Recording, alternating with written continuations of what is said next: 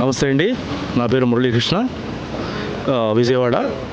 మా కంపెనీ పేరు Sriram farm equipments, లోవల్ ఆథరైజ్డ్ డీలర్.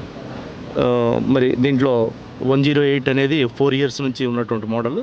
దీంట్లో అప్గ్రేడ్ వర్షన్ వచ్చి 102 అనే మోడల్ ఒకటి వచ్చిందండి.